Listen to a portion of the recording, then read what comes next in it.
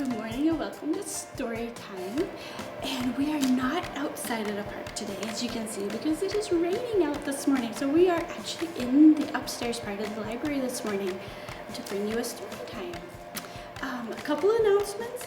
The July make and take bags are ready. So if you need some art projects or some cool science experiments to do, just call, request a bag to pick up. There's all kinds of things in the July bag. They're stuffed full of all kinds of fun stuff. The July reading logs are ready and posted online. If you need paper copies because you don't have a printer or something, just call the library and somebody can help you out with that. It also comes with this I Spy game that you can play all month. Maybe you do it in one day if you're really good at I Spy. And then we have the mystery book game that's online where I am posting mystery books, not like whodunit books, but a book that we don't know what the title is except for me. So if you can email me the title and the author, you get a copy of the book. And today our stories are all about gardens. Have you planted a garden this summer? I have.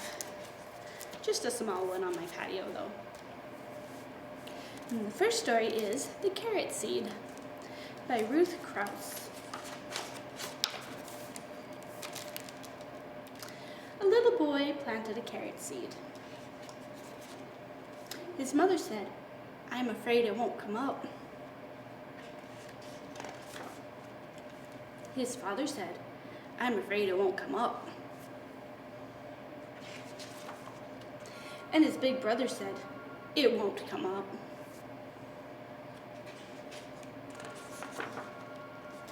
Every day, the little boy pulled up the weeds around the seed and sprinkled the ground with water.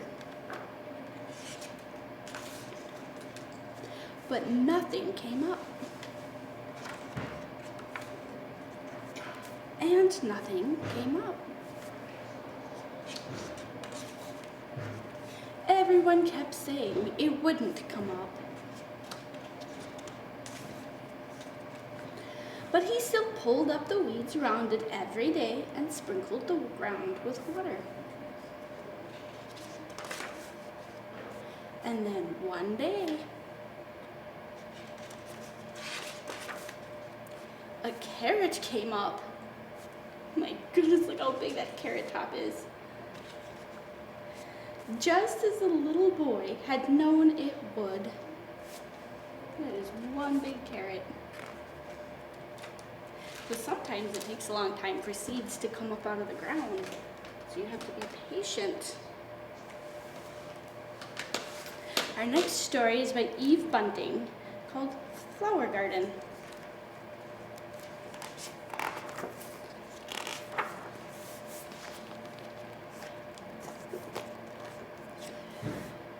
Garden in a shopping cart. Doesn't it look great?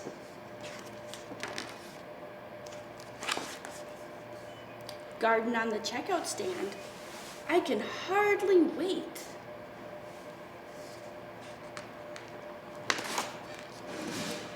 Garden in a cardboard box, walking to the bus.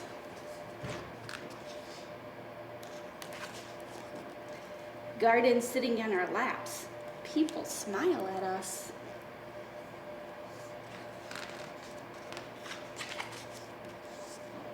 Garden going up the stairs, stopping at each floor.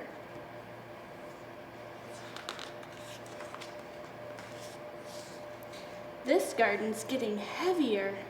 At last, our own front door.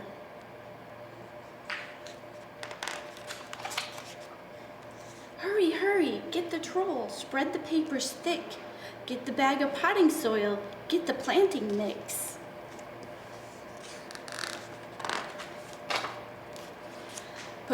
Put purple pansies at each end, daisies white as snow, daffodils, geraniums, and tulips in a row.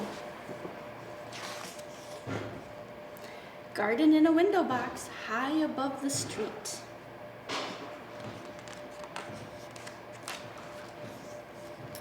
Where butterflies can stop and rest and ladybugs can meet.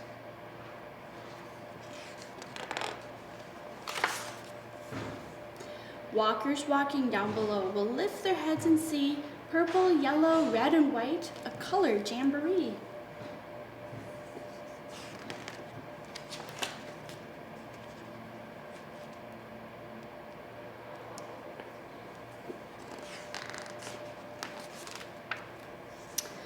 Candles on a birthday cake, chocolate ice cream too. Look who's coming home. Happy birthday, Mom. A garden box for you.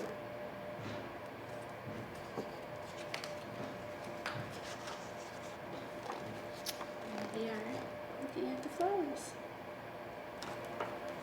So flowers and gardens make really good gifts too. Sometimes gardens can be very curious, and this one is called The Curious Garden by Peter Brown.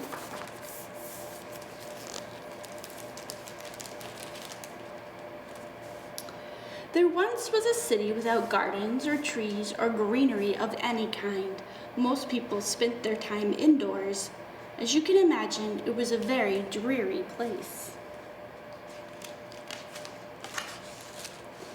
However, there was one boy who loved being outside. Even on drizzly days while everyone else stayed inside, you could find Liam happily splashing through his neighborhood. It was one such morning that Liam made several surprising discoveries. He was wandering around the old railway as he did from time to time, when he stumbled upon a dark stairwell leading up to the tracks. The railway had stopped working ages ago, and since Liam had always wanted to explore the tracks, there was only one thing for the curious boy to do.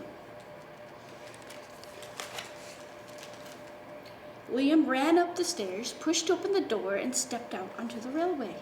The first thing he saw was a lonely patch of color. Wildflowers and plants were the last thing he expected to find up there, but when he took a closer look, it became clear that the plants were dying.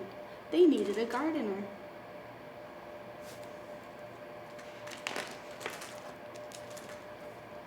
Liam may not have been a gardener, but he knew that he could help. So he returned to the railway the very next day and got to work. The flowers nearly drowned, and he had a few pruning problems, but the plants patiently waited while Liam found better ways of gardening. As the weeks rolled by, Liam began to feel like a real gardener, and the plants began to feel like a real garden. Most gardens stay in one place, but this was no ordinary garden. With miles of open railway ahead of it, the garden was growing restless. It wanted to explore. The tough little weeds and mosses were the first to move. They popped up further and further down the tracks and were closely followed by more delicate plants. Over the next few months, Liam and the curious garden explored every corner of the railway.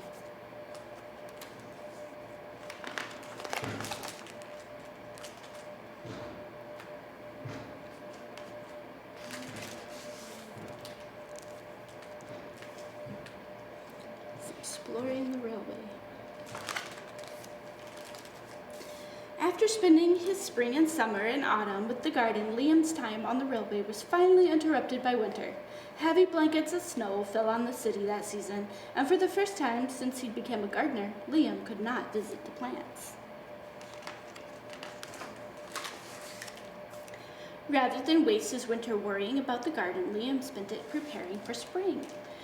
After 3 cold months, the snow finally began to melt, and Liam rolled his new gardening gear over to the railway.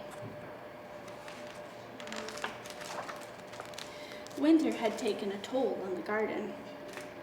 But thanks to Liam's planning and his handy new tools and a little help from the sun, the plants soon woke from their winter sleep.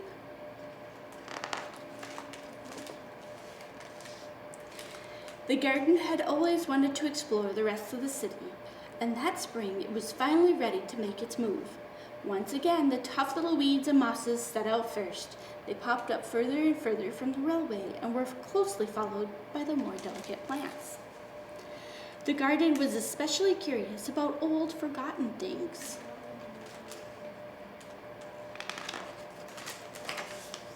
A few plants popped up where they didn't belong.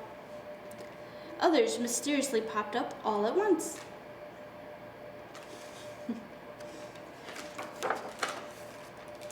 the most surprising things that popped up were new gardeners.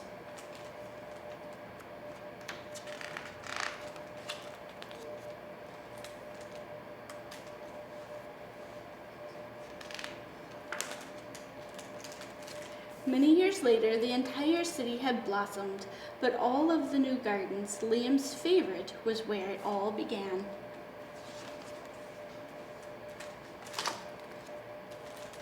And there is the city.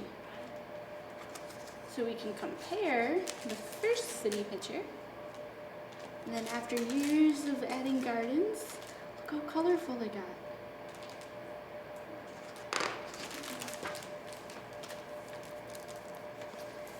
I have a little Billboard story. Get my things out here. Oops, I'm losing my flower. Alright, so plants grow from seeds, and this story is called A Little Seed. So a little seed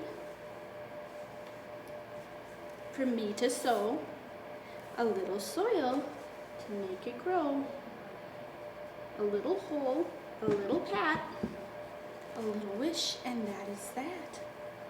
A little sun,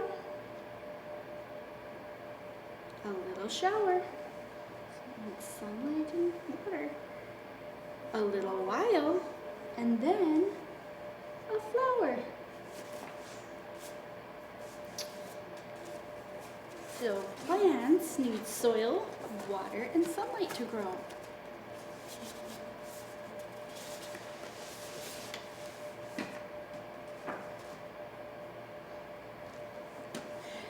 The next one is called Bloom Boom by April Pulley, or April Pulley Sayer. This has pictures of real flowers in it. Every spring across the land, seeds sprout, stems pop out. Bloom, boom.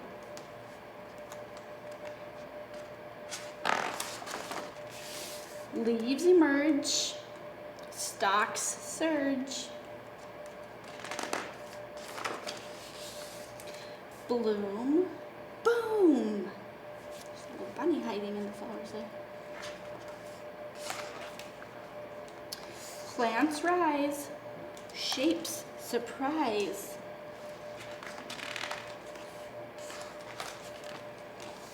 Bloom, boom.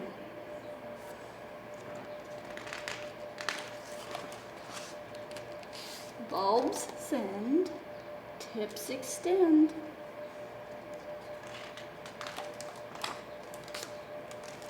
Bloom, boom.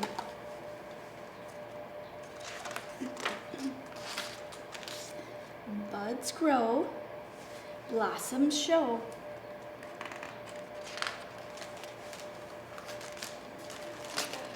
Bloom, boom.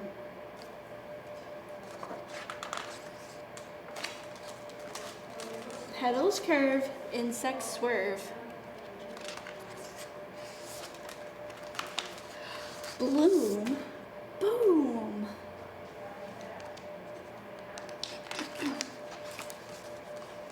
Colors call, fragrance flies.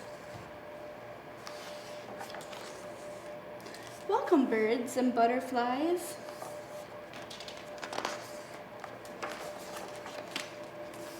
Sun rays warm, flowers form.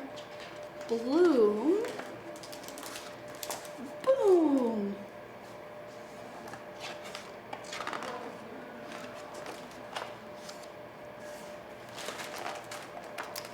And this book actually shows how a desert goes from just sand and gray and brown to full of color in the springtime when it rains. It's really beautiful, and it does go boom because it happens all at once.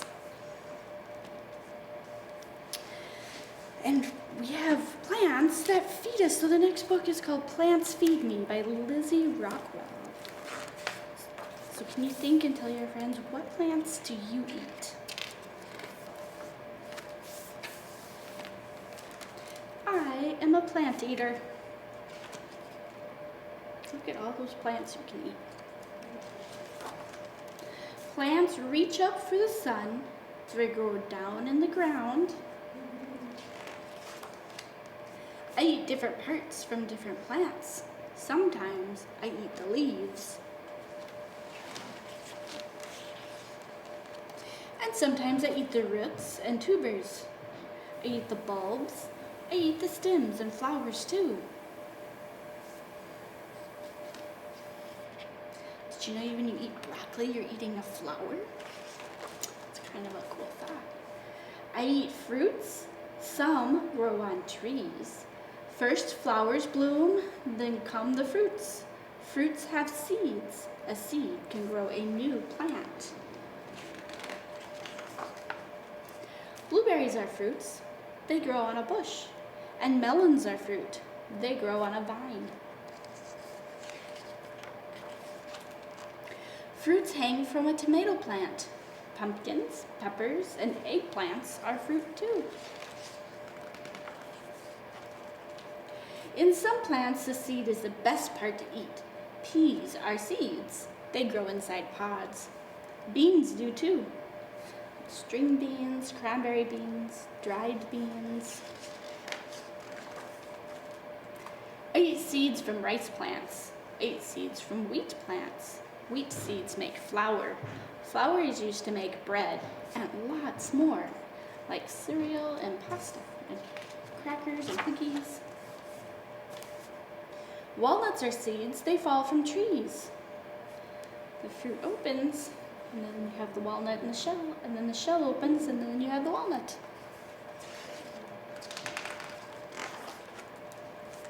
I eat seeds. I eat leaves. I eat flowers, bulbs, and stems. I eat roots and fruits. Plants feed me. Plants feed the world.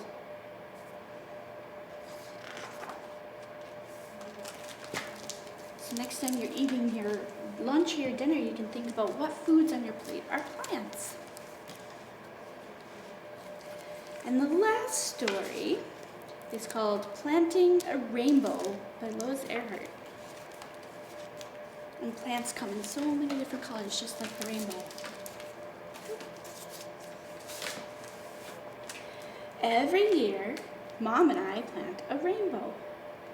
You see the colors? It's purple and blue and green, yellow, orange, and red. So it's the rainbow colors only backwards. In the fall, we buy some bulbs and plant them in the ground. Orange tiger lily, red tulip, orange tulip, yellow daffodil, blue hyacinth, purple crocus, and purple bearded iris. We ordered seeds from catalogs and wait all winter long. We have phlox, morning glory, zinnias, asters, cornflower, marigolds, and daisies. For spring to warm the soil and sprout the bulbs.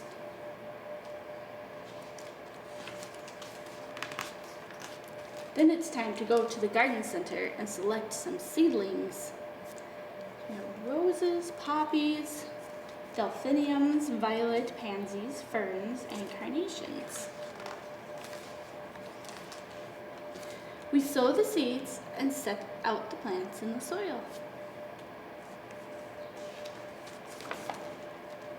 And watch the rainbow grow.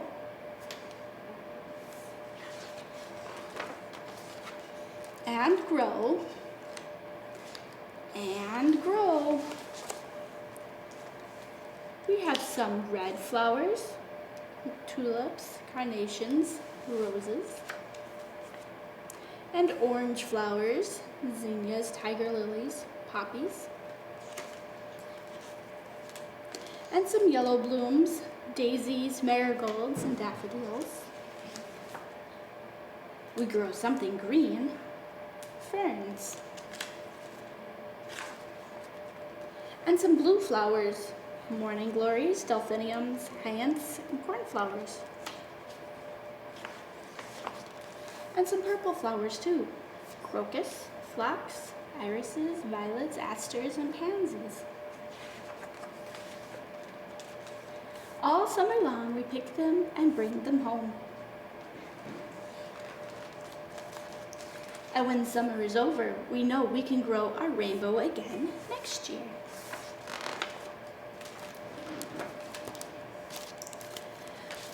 I hope you enjoyed our gardening story time. Think about plants in the gardens and all the colors of flowers and the plants can be. Have a wonderful week. Thank you. Bye. And if you are wanting to do the summer reading program, it is all digital this year. We have the reading logs posted online. You can print them out, and then when you get them filled out each month, just take a picture, or you can scan it if that works better, and just email it to me. The email address is on the website and on the reading logs. There's activity sheets, there's going to be all kinds of fun digital activities and things you can print out and do, some videos. So just check in on the website and for all kinds of new activities each week.